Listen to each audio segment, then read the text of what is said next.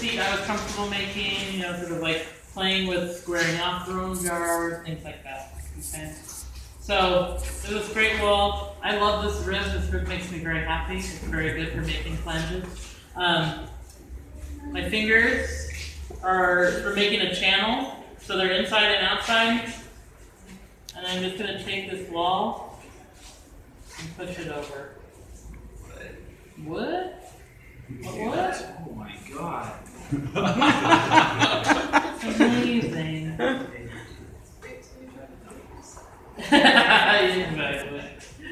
Okay.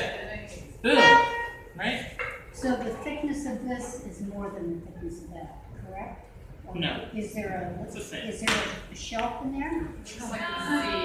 Yeah! My favorite part of the day. Okay. Damn. Boom, boom. Okay. So, and the way to make a lid for this is just to make a little dish. So start on top, right? So, I would recommend, I know we don't have scales, so I tend to weigh out when I do lidded jars because I make them, like this piece is fine, it's a little bit thicker than I would normally throw something, but in order to be able to trim it down with the lid sitting on top of it, I will need extra clay to trim away, okay? So the lid typically is almost twice what I think it's gonna be. So if I did a pound for the lid on this, I'd be like, maybe at least 1.5 pounds, because I want thickness on the top that I can trim away, in addition to the wall needs to be able to sit on this flush, right? So I don't want it to sit in, I want it to be flush with it, and I want to trim away to make it fit. Okay?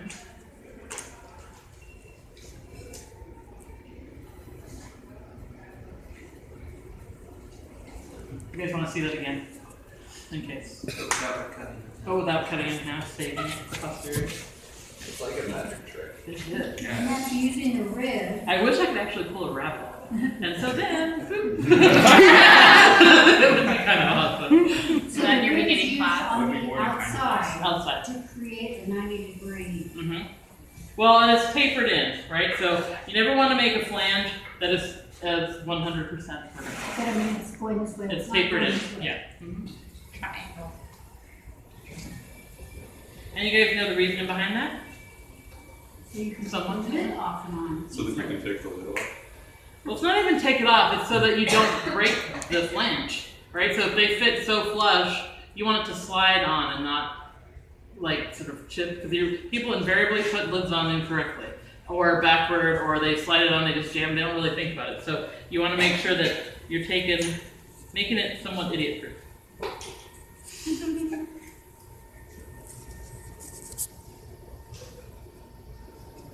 If you have questions along the way, let me know.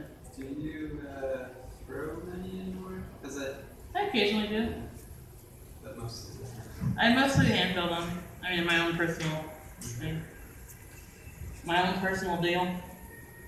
I was just wondering because talking about the proof lid, if you would key these the same way that you do. I have. So when I make them, I key them the same way. But typically, round vessels don't need to be keyed, right? It should be okay. What do you mean clean? In that there's a right way and a wrong way to put on a lid. Oh, okay. So, like, say if I took this and I squared it off, there would be one way that it fit, not every single way, right?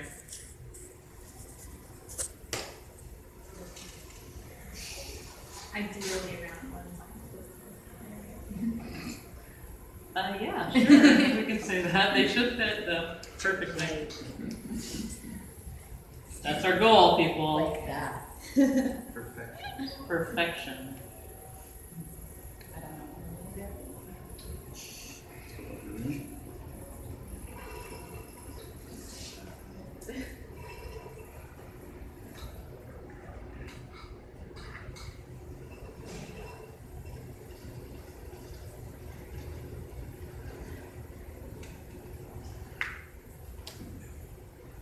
So I have the channel inside and out.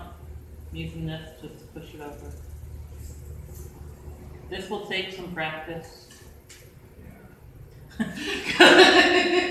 So in that, often you'll tear. Part of the goal is not to make this corner thin. I'm trying to push the clay over, so I have my finger underneath in this wall supporting that. So I'm not just carving clay out, I'm pushing clay over are you also holding on to your other hand so you can level? I'm up, always or- anchored, both Okay. hands. And that your hand is doing this. Right. I mean, I can hold this still, but I've been doing this for 15 years Yeah. or plus. Anyways, so I can hold my hand still. But I learned to do that by anchoring my hands. And I'm always, whenever, and because it's become just a habit, that I always reach out for my other hand to hold and support. So we can make whatever type of lid we'd like. No. No, I mean, well, you can make, I want you guys to try them all. Okay? I'm going to bring in some lidded jars next week. But I would like you guys to have tried some so that you can better appreciate how things fit and the look of things and what you can do with those things. Because a lid, lidded jars are one of my favorite forms because they're incredibly architectural, right? So they can be this kind of amazing tool to communicate a different, different idea, and that's like, and it's so straightforward with the idea that it's a useful space. So there's a lot that can be done and a lot of playfulness that can happen with lidded forms that I really like. So yes, you're welcome to make several different kinds, and I want you guys to explore, right?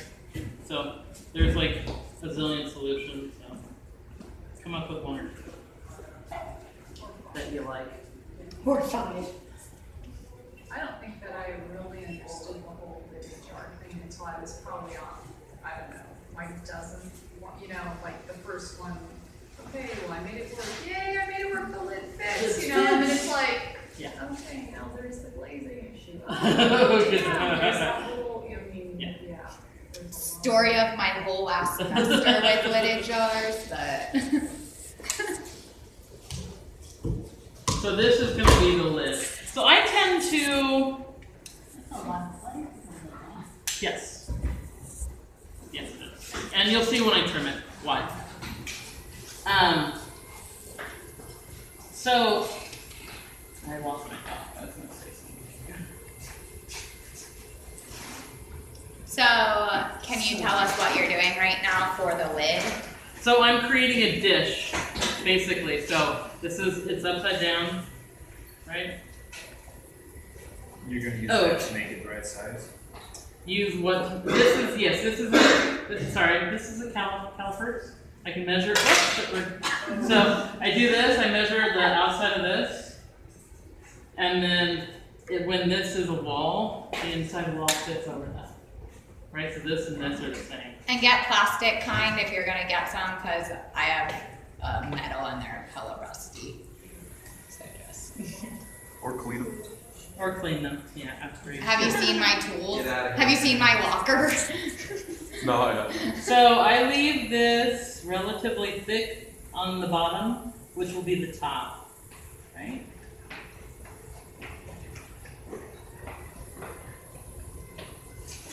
So I remember what I was going to say. So a good, what word did we say? To play it safe, make more than one lid, okay?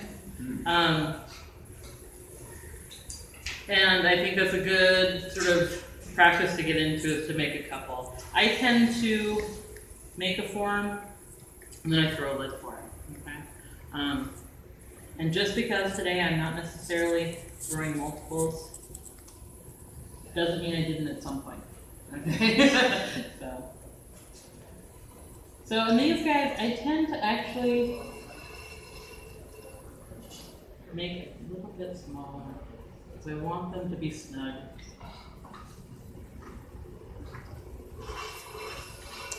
With your rib, are you pointing that in at all? You mean In the tapering it? sense of the top of the jar is at a little angle, No. like that. This, you mean the flange? Mm-hmm. No. Not really. I want... So is that gonna flare out, or? No, it'll be flush. So the inside of this, right? So this is a little bit taller than I want it.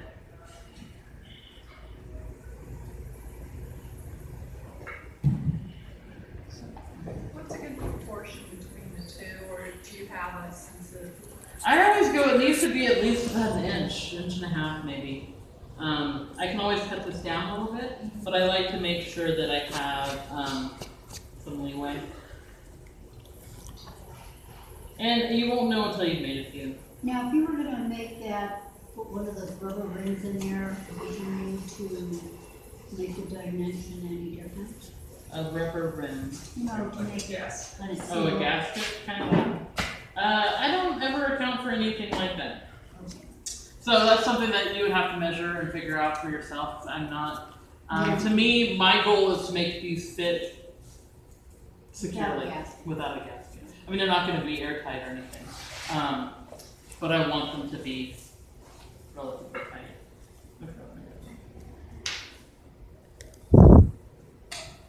So, Nikki, when this is like, I like to make the lid has a little bit of an overhang a little bit, but I soften it out. And so I want that to be snug. It needs to be snug at the very bottom, at the corner, right?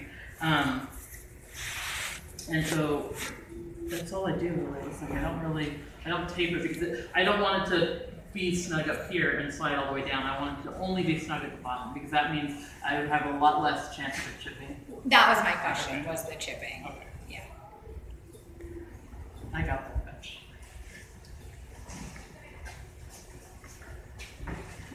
Okay. So, another version of this. I'm gonna play my hair. Where we go. Okay. So, this is a flat bottomed one. There's enough clay there for me to trim worthily, so I probably will.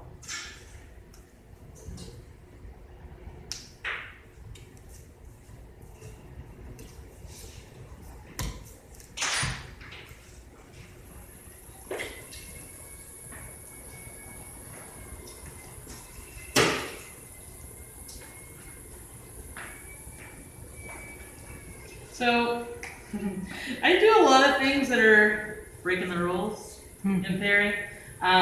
Chuck pointed it out the other day, he was watching me throw, and he's like, "You're doing all the things I tell my students not to do." And I was like, "Oh, whatever." I was like, I hate wedging clay. I usually take clay right out of the bag and just use it. And then I do the coning up and down to sort of wedge it, so make sure all the particles are going the right ways.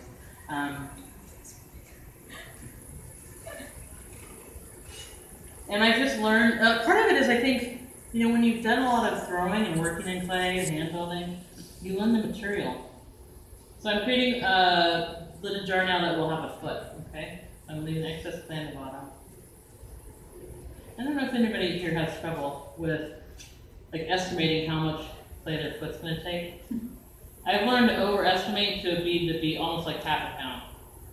Just because I know I can leave enough clay there, I know I have enough clay to move up, so I just leave about half a pound. So I leave, I guess, I don't have my needle tool on me, but I would guess there's about 3/4 of an inch there. Maybe half an inch, 3/4.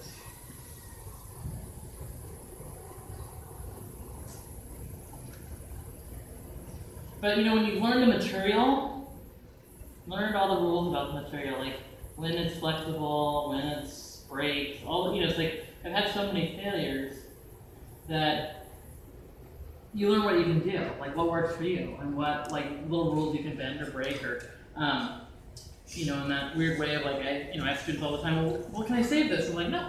You know, it's like, no, you can't save it, but it's also, you know, at certain points you can save it, but other points you don't. So in that weird way of like, I've learned I can manipulate it in a particular fashion.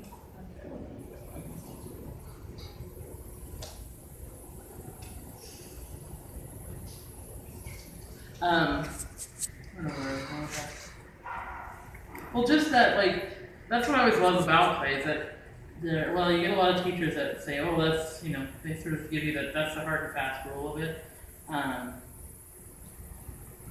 But often, especially when it's in this sort of stage. So I didn't leave this thick enough. We're gonna call it okay. You can sort of manipulate the rules. So